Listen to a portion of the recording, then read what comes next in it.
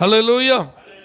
அப்போஸ்தலருடைய நடபடிகள் 3ஆம் அதிகாரம் அதனுடைய 5ஆம் வசனத்தை நீங்கள் கவனித்து பாருங்கள். அவன் அவர்களிடத்தில் ஏதாகிலும் கிடைக்கும் என்று எண்ணி அவர்களை நோக்கி பார்த்தான். ஹல்லேலூயா. இந்த அவர்களிடத்தில் அப்படின்னு சொல்கிற இடத்துல யார் இருக்கான்னா பேதுருவும் யோவானும் இருக்கிறார். இவர்கள் ஆண்டவருடைய சீஷர்கள், அப்போஸ்தலர்கள். இவங்க பிஸ்னஸ் பீப்புள் கிடையாது, இவங்க ஆண்டவருடைய ஊழியர்கள். வியாபாரம் பண்ணுறவங்க கையில் நிறைய என்ன வச்சுருப்பாங்க, பணம் வச்சுருப்பாங்க. நல்ல தொழில் செய்கிறவங்க, நல்ல கை நிறைய சம்பாத்தியம் பண்ணுறவங்க என்ன வச்சுருப்பாங்க, கையில் நிறைய பணம் வச்சுருப்பாங்க. ஆனால் இந்த ஊழியர்கள் கையில் ஒன்றுமே இல்லாமல் எங்கே வராங்க, ஆலயத்துக்கு வராங்க. இப்போ எதற்காக அவங்க வராங்க அப்படின்னா ஜெபம் பண்ணுறதுக்காக நினைச்சாங்க, ஆலயத்துக்கு வராங்க. அந்த தேவாலயத்தின் வாசல் பகுதியில் சுமார் 40 வயது நிரம்பிய ஒரு மனிதன், தாயின் வயிற்றிலிருந்தே பிறந்த நாள் முதல் நடக்காத ஒரு மனுஷன். அவனை தூக்கி கொண்டு வந்து அந்த அலங்கார வாசல் நினைச்சுவாங்க, டெய்லி வைப்பாங்க. அவன் வருகிற அத்தனை பேர்ட்டையும் பிச்சை கேட்டான்னு தான் இருக்கு. இதை பேதுரு யோவான்டையும் பிச்சை கேட்டான் அப்படின்னு இருக்கு. ஏன்னா அதுதான் அவனுடைய வழி, வாழ்க்கை, பிழப்பு. வேறு அவனுக்கு வருமானத்திற்கு என்ன கிடையாது, வாய்ப்பே கிடையாது. அப்போ ஜெபிக்க வந்த இவர்களிடத்தில் பிச்சை கேட்டபோது 4வது வசனம் பாருங்கள், பேதுருவும் யோவானும் அவனை உற்று பார்த்து எங்களை நோக்கி பார் என்றார்கள். உடனே தான் நம்ம இப்போ வாச்ச வசனம், அவன் அவர்களிடத்தில் ஏதாகிலும் கிடைக்கும் என்று அல்லேலூயா எண்ணி அவர்களை நோக்கி பார்த்தான்.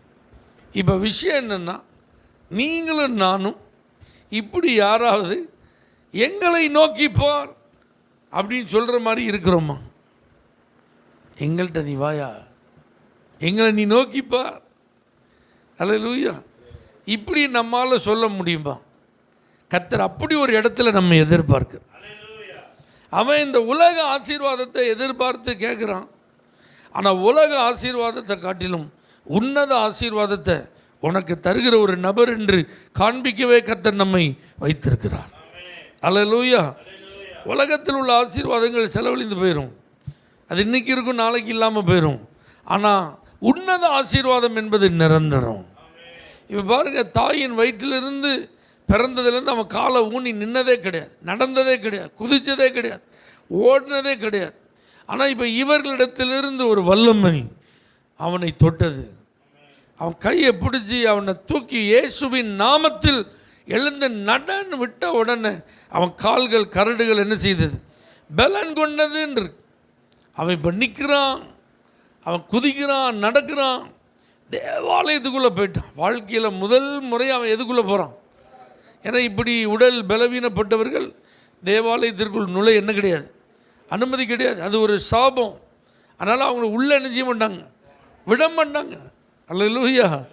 ஆனால் இன்றைக்கி அவன் வாழ்க்கையில் ஒரு புதிய துவக்கம், ஒரு புதிய ஆரம்பம்.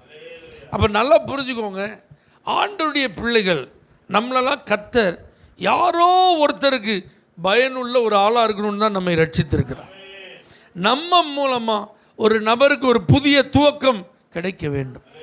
நம்மிடத்திலிருந்து இயேசுவின் வல்லமை இன்னொருத்தருக்கு கடத்தப்பட வேண்டும். நம் மூலமாய் இயேசு என்கிற நாமம் ஒரு நபருக்கு சென்றடைய வேண்டும். அல்லேலூயா. நம்மிடத்தில் எதனாலும் ஜனங்கள் எதிர்பார்த்து வரலாம், அதை நம்ம தப்பு சொல்ல முடியாது.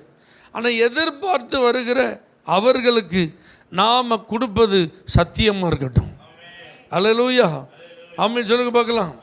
இயேசுவை அவர்களுக்கு நாம் கொடுப்போம், இயேசுவின் அன்பை அவர்களுக்கு நாம் கொடுப்போம், இயேசுவின் வல்லமையை அவர்களுக்குள் நாம் கடத்துவோம். ஆண்டவர் அப்படிப்பட்ட கிருபைகளை நமக்கு என்ன செய்யட்டும், தரட்டும். அதற்கு காரணம் இந்த அப்போஸ்தலர்கள் இயேசுவோடு இருந்து ஆமென் பழகினவர்கள். அல்லேலூயா. ஆண்டவர் சொன்ன வாக்குத்தத்தமாகிய பரிசுத்த ஆவியின் வல்லமையினால் நிரப்பப்பட்டவர்கள். அது மாத்திரமல்ல, இவர்கள் அனுதினமும் நன்றாய் ஜெபிக்கிறவர்கள். ஆமென் சொல்லுங்க பார்க்கலாம். அப்போ நாமும் இயேசுவோடு இருக்கிறவர்களாக, பரிசுத்த ஆவியின் வல்லமையினால் நிரப்பப்பட்டவர்களாக, நல்ல ஜெபிக்கிறவர்களாய் நாம் இருந்தால் இப்படி இன்னொரு நபருக்கு நம்ம ஆசீர்வாதமாக இருப்போம். யாரோ ஒருத்தர் நம்ம மூலமாக ஆசீர்வதிக்கப்படுவார்கள். இதை நீங்கள் உண்மையாக நம்புறீங்களா? அல்லேலூயா. நீங்கள் நல்ல பரிசுத்த ஆவியில் மட்டும் நிறைந்திருங்கள். எப்பொழுது நல்ல ஆவியிலேயே நிறைந்த அந்நிய பாஷைகளை பேசிகிட்டே இருங்க. நல்ல ஜெபம் பண்ணிட்டே இருக்கேன். ஜெப வேலையாகிய அப்படின்னு சொல்லி ஒன்று இருக்குது பார்த்தீங்களா? ரெகுலராக நீங்கள் நல்ல பரிசுத்தாவியில் நிறைஞ்சு ஜெபிக்கிறவர்களாக இருங்கள். அல்லேலூயா. ஆண்டவரோடு நடக்கிறவங்களா இருங்க, ஆண்டவரோடு பழகிறவங்களா இருங்க, ஆண்டவரோடு இணைந்திருக்கிறவர்களாக இருங்கள். ஏற்ற இடத்துல ஏற்ற நேரத்தில் ஏற்ற நபருக்கு உதவியாய் கர்த்தர் நம்மை பயன்படுத்துவார். உலக பிரகாரமாக தர்மம் கொடுக்கறதை யாருனாலும் என்ன செய்யலாம்?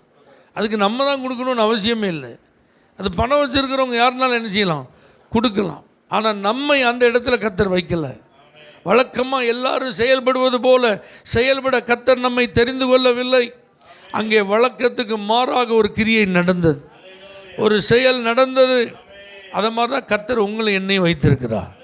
அப்போ நீங்கள் விசுவாசிங்க, ஆண்டவரே வழக்கமாக எல்லாரும் செய்கிற மாதிரி, எல்லாரும் செயல்படுற மாதிரி, எல்லாரும் வாழ்கிற மாதிரி நான் என்ன செய்யக்கூடாது? நான் இருக்கக்கூடாது. நான் யாரோ ஒருத்தருக்கு ஆசீர்வாதமாக இருக்கணும் ஆண்டவர். என் மூலமாக உங்கள் நாமம் மகிமைப்பட வேண்டும் ஆண்டவர். என்னிடத்திலிருந்து உங்களுடைய வல்லமை இன்னொருத்தர் வாழ்க்கையில் என்ன செய்யணும்? வெளிப்பட வேண்டும் ஆண்டவர். ஒரு அற்புதம் நடக்கணும் ஆண்டவர். உங்கள் நாமம் உயர்த்தப்படும். இது ஒரு பெரிய சாட்சியாக அனுசரிச்சுட்டு மாறியது. இந்த மனிதனுடைய வாழ்க்கை பல ஆயிரங்களுடைய வாழ்க்கையை மாற்றியது. அல்லேலூயா. இவனுக்கு நடந்த அற்புதம் பேதுரு பிரசங்கிப்பதற்கு ஒரு வாய்ப்பை ஏற்படுத்தி கொடுத்தது. இந்த இயேசுவை விசுவாசித்து இரட்சகராக ஏற்றுக்கொள்ள ஆயிரக்கணக்கான ஜனங்கள் வருவதற்கு ஒரு வழி என்ன செய்தது? உண்டாக்கி கொடுத்தது. ஸோ அப்படிப்பட்ட ஒரு ஆசீர்வாதத்தின் வாய்க்காலாய் என்னை மாற்றும் என்று நாம் நம்மை அர்ப்பணித்து ஒவ்வொரு நாளும் பரிசுத்த ஆவியில் நிறைந்தவர்களாய் ஜெபிக்கிறவர்களாய் நாம் இருப்போம். நம்மிலிருந்து வல்லமையை கர்த்தர் வெளிப்படுத்துவார். கண்களை மூடி நாம் ஜெபம் பண்ணுவோம். ஆண்டவரே, ஒவ்வொரு நாளும் உம்முடைய வல்லமை எங்களிலிருந்து பாய்ந்து செல்ல வேண்டும். எங்களிடத்திலிருந்து இயேசு மற்றவர்களுக்கு வெளிப்பட வேண்டும். உம்முடைய நாமம் மற்றவர்களுக்கு அறிவிக்கப்பட வேண்டும் ஆண்டவர். அப்படிப்பட்ட ஒரு பயனுள்ள பாத்திரங்களாக எங்களை நீர் மாற்றுவீரா. இயேசுவின் நாமத்தில் பிதாவே, ஆமென். For prayer contact, Pastor J. Kumar, El Shaddai Ministries, 9500252586, Surandai.